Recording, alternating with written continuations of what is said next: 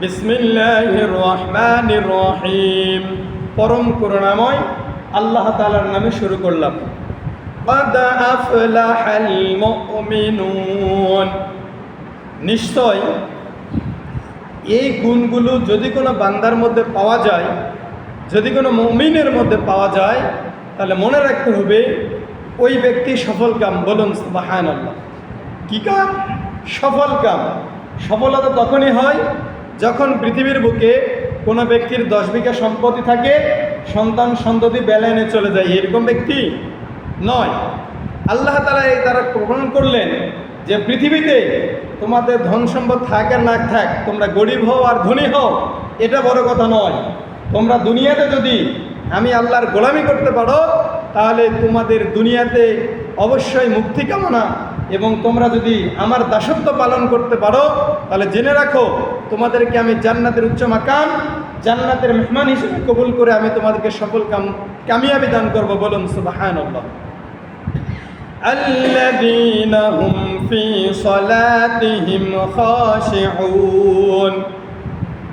যারা নামাজ আদায় করে এবং নামাজ আদায় করার সময় উযু খুশুর সহিত নিয়মাবর্তিতা মেনে কখন সূরা কেরাত পড়া লাগবে, কখন আত্তাহিয়াতু পড়া লাগবে, কখন দোয়া কুনুত পড়া লাগবে, কখন তাশাহুদ পড়া লাগবে, কখন সুবহান রাব্বিল আযীম পড়া লাগবে, কখন সুবহান রাব্বিল আলা পড়তে হবে, এবং আমাদের মনোযোগটা কোথায় যাবে এর বিস্তারিত আলাপ আলোচনা করে নামাজের প্রতি তারা বিনয় অবনত হয়। এদের ব্যাপারে আল্লাহ তাআলা ঘোষণা করে দিলেন বিনয় অবনত হওয়া, উযু খুশুর সহিত নামাজ আদায় করা। ওয়াল্লাযীনা হুম আনিল লাগুবিল মুরিদুন।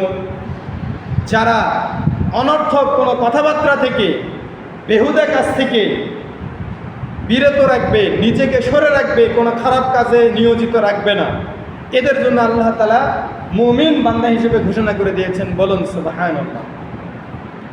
ওয়াল্লাযীনা হুম লিয-যাকাতি ফাইলুন। যারা যথারীতি সমস্ত সম্পদে পুঙ্খানুপুঙ্খ যাকাত বন্টন করবে, শুধু যাকাত বন্টন করাই নয়, বরং যারা নিজেকে পবিত্র রাখবে, যাদের কলবটা থাকবে পবিত্র, যাদের হৃদয়টা থাকবে পবিত্র, আর এই পবিত্র হৃদয় দ্বারা, পবিত্র মন দ্বারা, পবিত্র দেহ দ্বারা যদি কোনো বান্দা ইবাদত করতে পারে, অবশ্যই আল্লাহ তাআলা সেটা কবুল করবেন। ওয়াল্লাযীনা হুম লিফুরুজিহিম হাফিযুন। শুধু তাই নয়, আর যারা নিজেদেরকে দুনিয়ার সমস্ত বেহায়াপনা থেকে, নির্লজ্জতা থেকে, পতিতালয় থেকে এমনইভাবে যে আল্লাহ রাব্বুল আলামিন নিজেকে সংরক্ষণ করেছে, সংবরণ করেছে, ওই ব্যক্তির জন্য আল্লাহ রাব্বুল আলামিন মুমিন হওয়ার শুভ সংবাদ দান করেছেন। এখন অনেকের মনে প্রশ্ন হতে পারে যে বাংলাদেশের বুকে যারা বিবাহিত তাদের সবচেয়ে বেশি অবক্ষয় হলো পরকীয়া, আর যারা অবিবাহিত কলেজ, ভার্সিটি বা বিশ্ববিদ্যালয়ে লেখাপড়া করে, এরা হলো বিভিন্ন অনৈতিক কাজে, নারী পুরুষের অবাধ মেলামেশায় লিপ্ত হয়ে যায়, প্রেম ভালোবাসায় লিপ্ত হয়ে যায়। এটা পুরাটাই আল্লাহ তাআলা হারাম ঘোষণা করে দিয়েছে। এখান থেকে আমাদের মুক্ত থাকা লাগবে। যারা অভিভাবক আছি, আমাদের চোখ কান খোলা রাখা লাগবে যে আমার সন্তানরা কীভাবে চলাফেরা করে, কোথায় যায়, কি করে, কোচিংয়ের নামে কোন পার্কে যায়, কলেজ ভার্সিটিকে ফাঁকি দিয়ে কোথায় সময় ব্যয় করে, এ ব্যাপারে একটু চোখ কান খোলা রাখা দরকার। এবং শুধু তাই নয়, যদি বিবাহ উপযুক্ত হয়ে যায়, যথা নিয়ম মেনে তাকে বিবাহ পড়ায় দেওয়া একজন অভিভাবকের একান্তভাবে দায়িত্ব। আর যদি মনে করেন যে না, ছেলে কেবল লেখাপড়া করতেছে, মেয়ে কেবল লেখাপড়া করতেছে, এখনো সময় হয় নাই, আরও কিছু সময় অতিবাহিত হোক, কিন্তু এমত অবস্থায় দেখা যাবে তার জন্য নিরাপত্তায় হয়ে যাবে অবক্ষয়ের মূল কারণ। আল্লাহ রাব্বুল আলামিন এখান থেকে আমাদের হেফাজত থাকার তৌফিক দান করেন। ইল্লা আলা আজওয়াজিহিম আও মা মালাকাত আইমানুহুম ফাইন্নাহুম গায়রু মালুমিন। তবে যদি কোনো বিবাহিত ব্যক্তি মনে করে যে আমার একজন নারী দ্বারা, একজন স্ত্রী দ্বারা হচ্ছে না, তখন আল্লাহ তাআলার বিধান আপনাকে 2-2, 3-3 অথবা 4-4 বিবাহের অনুমোদন দিয়েছেন। তবে এখানে আবার বিষয় আছে যে একে অপরের ভ্রাতৃত্ব বজায় রেখে সকলের সমান অধিকার নিশ্চিত করে তারপরে আপনাকে সিদ্ধান্ত নেওয়া লাগবে। আর যদি আপনি মনে করেন যে না আমার সামর্থ্য আছে আমি করে যাব, কিন্তু এমত অবস্থায় যদি আপনি সমন্বয় করতে না পারেন, ঝগড়া বিবাদ যদি মিটাতে না পারেন, তাহলে 2টা 3টা 4টার চাইতে একটাই বেটা। আপনি যদি নিজেকে কন্ট্রোল করতে না পারেন, তাহলে আল্লাহ রসুলের বিধান যে আপনি রোজা পালন করে নিজেকে কন্ট্রোল করেন। কেননা দুনিয়াতে আপনার সফলতা এর ভিতরে নাই, আপনার সফলতা পরকালে আল্লাহ রাব্বুল আলামিন নিশ্চিত করে রাখবেন। বলুন সুবহানাল্লাহ। فمن ابتغى وراء ذلك فأولئك هم العادون। তবে সেই সকল লোক ব্যতীত যারা নিজেকে কন্ট্রোল করার নামে বিভিন্ন পথ অবলম্বন করে বেহায়াপনা, নির্লজ্জতা, পতিতালয়ের মাধ্যমে নিজের চরিত্রকে সংশোধন করে না, এই সকল ব্যক্তিদের জন্য আল্লাহ রাব্বুল আলামিন সীমানা নির্দিষ্ট করে দিয়েছেন। এই সীমানা যদি তারা পার হয়ে যায়, লঙ্ঘন করে যায়, তাদের জন্য আবার আল্লাহ রাব্বুল আলামিন জাহান্নামের শুভ সংবাদ দান করেছেন। বলুন নাউযুবিল্লাহ। কিসের শুভ সংবাদ? জাহান্নামের শুভ সংবাদ দান করবেন। والذين هم لأماناتهم وعهدهم راعون। আর যারা নিজেদের কাছে যদি কোনো মানুষ আমানত রেখে যায়, এই আমানতকে পরিপূর্ণভাবে আমানতদারের কাছে তা পৌঁছে দেওয়া। এখন যদি কোনো বান্দা অঙ্গীকার করে কোনো বিষয়ে কথাবার্তা বলে, এ বিষয়ে যেন সে নিজেকে সেই কথা সংরক্ষণ করার জন্য চেষ্টা করে। এখন আমাদের বাংলাদেশে তো মাশাআল্লাহ আমানতদার এবং অঙ্গীকার 90% নয় 100% কার্যকর হয়। কারণ যদি কেউ টাকা নেই, আজকে দেবো কালকে দেবো, 6 মাস পার হয়ে গেল, পরের দিন আর দেখাই নাই। এই কৃষ্টি কালচারগুলো যেন আমাদের ভিতরে না থাকে। আবার যদি কেউ কারোর সাথে কথা বলে যে ভাই আপনার জন্য আমি অপেক্ষায় আছি, আপনি আসেন অমুক জায়গায় আমি বসে আছি, আপনি 10 মিনিট 1 ঘন্টা পরে গিয়ে দেখবেন ওই ব্যক্তি আর নাই, অথবা সঙ্গে সঙ্গে গিয়ে দেখবেন ওই ব্যক্তি আর নাই। এমনইভাবে আমাদের মধ্যে বিশৃঙ্খলাগুলো তৈরি হচ্ছে। এখান থেকে আমাদের বেরিয়ে আসা লাগবে।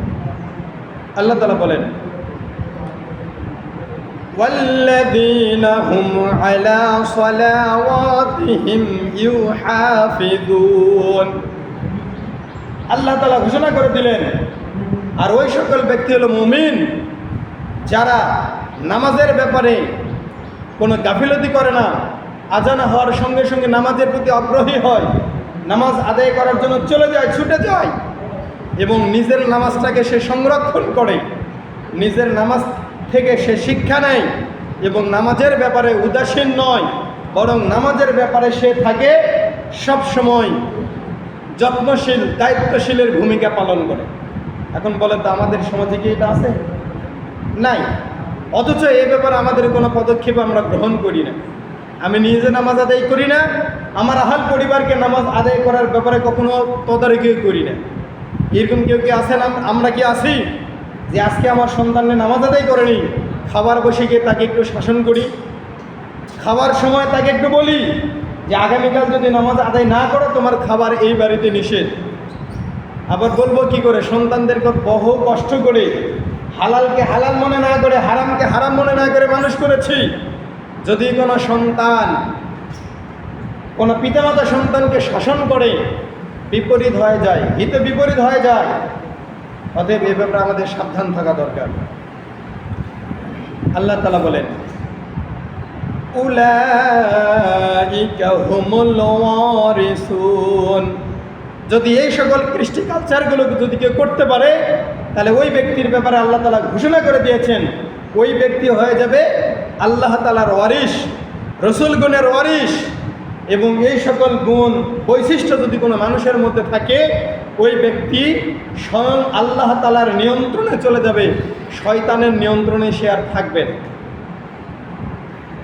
الذين يرثون الفردوس هم فيها خالدون।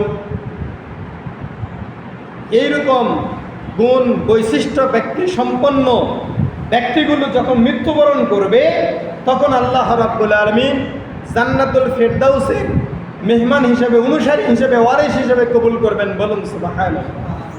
এখন বলেন তো, এই 7টি গুণ কি আমাদের মধ্যে আছে?